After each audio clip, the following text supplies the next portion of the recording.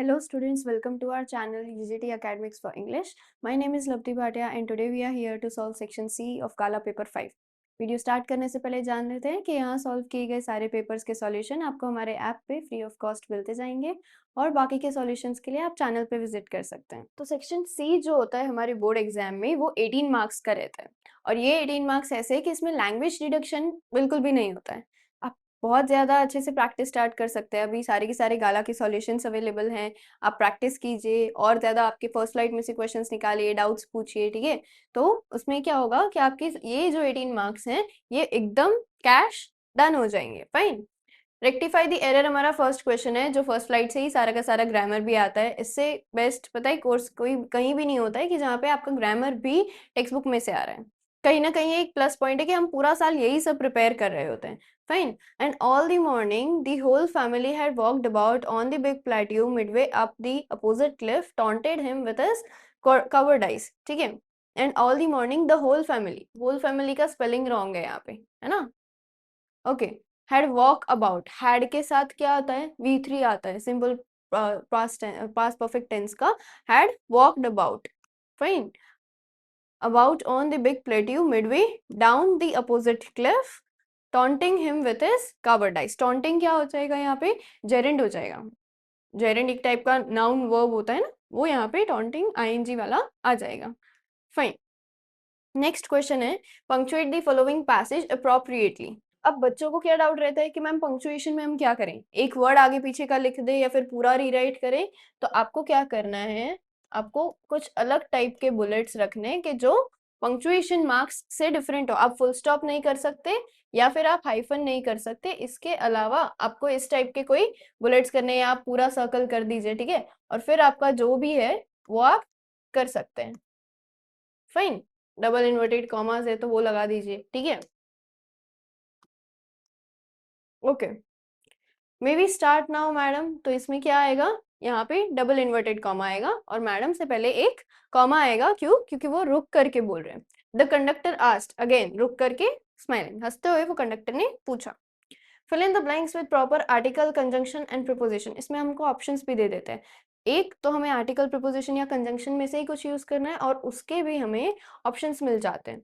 The most fascinating thing of all was the bus that travelled between her village and the nearest town. It passed through her street each hour, once going to the town and once coming back. The sight of the bus filled each time with a new set of passengers was a source of unending joy for Wali.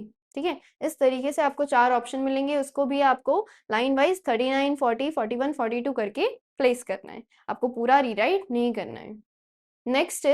Next जो हमारा question है ये रहेगा हमारा convert the following into indirect speech of narration. उनको direct indirect speech follow करनी है।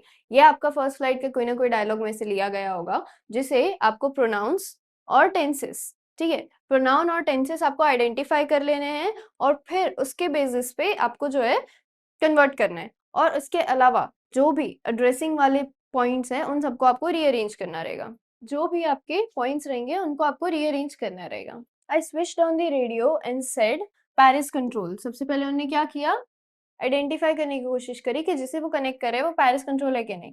फिर उन्होंने खुद को इंट्रोड्यूस किया और फिर एक सवाल पूछा। यहाँ पे हम लिख देंगे कि उन्होंने सवाल पूछा, ठीक है, और फिर उन्होंने अपनी बात खत्म करी। ठीक है। ये ओवर जो होता है ये बोलने की या लिखने की जरूरत इनडायरेक्ट स्पीच में नहीं रहती है। जैसे हम हेलो नहीं लिखते हैं वैसे हमको बाय लिखने की भी जरूरत नहीं है। The voice from the radio answered me immediately. इसमें मी कौन है, ये मी कौन है यहाँ पे, हम है। हाँ, यहाँ पे वैसे तो नरेटर है लेकिन हम मी को मी ही रहने देंगे। क्यों?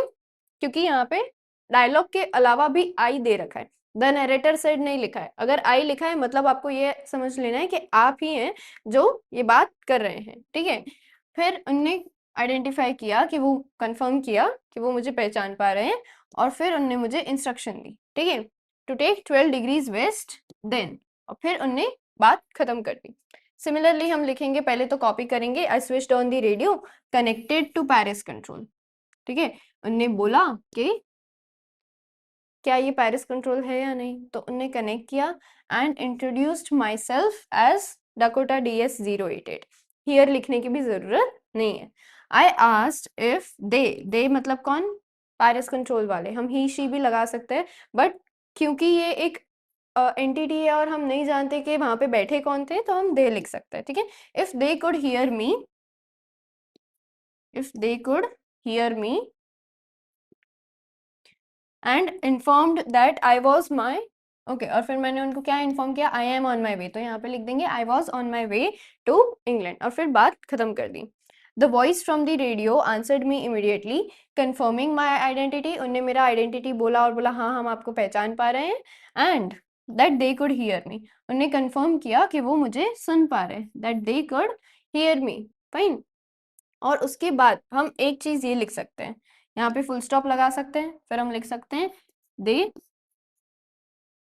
they told me या instructed me that I ought to turn 12 degrees west then करके। और अगर हमें इतना सारा नहीं लिखना तो हम फुल स्टॉप हटा करके and instructed me to turn 12 degrees west then, हम इंपरेटिव सेंटेंस की तरह इस चीज को अटेम्प्ट कर सकते हैं। इसमें कोई गलती नहीं है कि अगर हम हमारे आंसर को प्रॉपर सारे वर्ड्स सारे पॉइंट्स को कवर करके अगर शॉर्ट कर रहे हैं या ज्यादा लॉन्ग कर रहे हैं, इसमें कोई भी दिक्कत नहीं आती है, बस हमारे सारे पॉइंट्स सारे प्रोनाउन चेंज टेंस चेंज सब कुछ हो जाना चाहिए, ठीक है। तो आगे बढ़ने से पहले मैं आपको एक इन्फॉर्मेशन देना चाहती हूँ कि अगर आप 10th GSEB में हैं और अपने बोर्ड एग्जाम की प्रिपरेशन अच्छे से करना चाहते हैं तो हमने आपके लिए कोर्स लॉन्च किया है जिसका नाम है वॉरियर बैच। इसमें हम आपको पढ़ाएंगे 2 सब्जेक्ट, मैथ्स और सोशल साइंस। इसमें आपको प्रोवाइड किया जाएगा लाइव लेक्चर्स, उसके साथ साथ रिकॉर्डेड लेक्चर्स भी, फिर previous year question paper solution, regular test conduct कराए जाएंगे और आप हमको ऐप में मैसेज करके अपने डाउट्स कभी भी क्लियर कर सकते हैं। इसके अलावा गाला पेपर सॉल्यूशन, दोनों ही सब्जेक्ट के गाला पेपर वीडियो सॉल्यूशन मिलेगा और आपको सॉल्यूशन की PDF भी मिल जाएगी। फिर previous year question paper from 2022 to 2025, इसका भी वीडियो सॉल्यूशन प्लस सॉल्यूशन की PDF भी आपको हमारे ऐप में मिल जाएगी। Chapter wise important question and objectives, दोनों ही सब्जेक्ट के IMP क्वेश्चंस चैप्टर वाइज और IMP ऑब्जेक्टिव्स मिलेंगे आपको। Then text book exercise solution social science, maths की जो टेक्स्ट बुक एक्सरसाइज है उसका तो आपको यूट्यूब पर मिल ही रहा है, लेकिन सोशल साइंस में भी जो टेक्स्ट बुक की एक्सरसाइज है उसका सॉल्यूशन भी आपको ऐप में मिल जाएगा। Chapters wise handwritten note, social science में जो सारे चैप्टर्स हैं उन सबके हैंड रिटन नोट्स की PDF आपको मिल जाएगी। Introduction plus exercise solution PDF, maths में आपको जितने भी चैप्टर्स हैं उनका इंट्रोडक्शन और सारे एक्सरसाइज की सॉल्यूशन की PDF, ये सारी चीजें हम हमारे ऐप में प्रोवाइड करेंगे आपको। हमारे ऐप का नाम है UGT, जो प्ले स्टोर पर अवेलेबल है, और अगर आप ऐप स्टोर से डाउनलोड करना चाहते हैं तो इसका नाम है माई इंस्टीट्यूट। तो आज ही हमारे ऐप को डाउनलोड कीजिए और कोर्स परचेज कीजिए। All the best. Next question is integrated grammar, MCQs, fine. A speck of train could be seen in the distance, change the voice. Voice 2 type की होती है, active voice and passive voice. ये कौन सी वाली है? A speck of train, चलिए हमारा subject object हो गया, और could be seen, सिर्फ could नहीं है, could see नहीं है, could के साथ be और V3 लगाए, मतलब ये वाला जो ऑलरेडी गिवन है ये हमारा पैसिव वॉइस है, इन द डिस्टेंस। और स्पेक ऑफ ट्रेन हमारा ऑब्जेक्ट है, हमको सब्जेक्ट नहीं दिया है, तो सब्जेक्ट के लिए हम ही she I you somebody anybody people a person ये सारे लगा सकते हैं, कभी कभी इट लगा सकते हैं, ठीक है, दे लगा सकते हैं। तो हम ये चैप्टर जानते हैं, ये वल्ली वाले चैप्टर का है, मैडम राइट्स दी बस का है, तो इसमें हमें कुड सी वाला देखना है। कैन का कुड नहीं होता है एक्टिव पैसिव में, कुड ही रहेगा। She could see a speck of train या दे कैन सी अ, वैसे दे होता तो भी हमें कोई इश्यू नहीं था, लेकिन कैन नहीं आएगा, है ना, कैन बिल्कुल नहीं आएगा, तो हमारा करेक्ट ऑप्शन जो है वो कुड वाला है। She could see a speck of train in the distance. Our next question is evergreen rainforest cover 30% of this district, add a suitable question tag। तो इसमें हम क्या करेंगे कि हमारे सब्जेक्ट के बाद वर्ब कौन सा लग रहा है या हेल्पिंग वर्ब कौन सा लग रहा है। एवरग्रीन रेन फॉरेस्ट हमारा सब्जेक्ट है और कवर जो है वो हमारा वर्ब है, ठीक है, उसके बाद पूरा ऑब्जेक्ट आ रहा है। तो कवर कौन से फॉर्म में है, V1 फॉर्म में है, उस पे SES भी नहीं लग रहा है, तो सीधी बात है हमारा ऑप्शन डज वाला तो कैंसिल हो गया, ठीक है, डू वाला ठीक है। और अगर हमारा क्वेश्चन जो है वो पॉजिटिव में है तो हमारा करेक्ट आंसर जो होगा वो नेगेटिव में होगा। I hope it is very clear. हमारा फर्स्ट क्वेश्चन का आंसर रहेगा she could see a speck of train in the distance, और सेकंड का आंसर रहेगा डोंट दे कौन, फॉरेस्ट्स, ठीक है।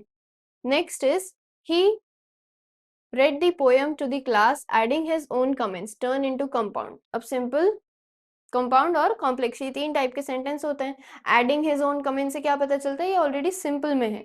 और कंपाउंड करने के लिए हमारे पास 7 ऑप्शंस रहते हैं, फॉर, नॉर, और, एंड, बट, येट, सो, ठीक है। तो इसमें हमारे पास ये ऑप्शंस में से कौन सा है, फर्स्ट तो नहीं है, वेन वाला भी नहीं है, सो और एंड में से कौन सा आ सकता है यहाँ पे, ही एडेड हिज ओन कमेंट्स, इसीलिए उनने पोएम पढ़ाई, या उनने पोएम पढ़ाई और फिर अपने कमेंट्स भी ऐड किए। तो हमारा करेक्ट ऑप्शन जो है वो एंड वाला है।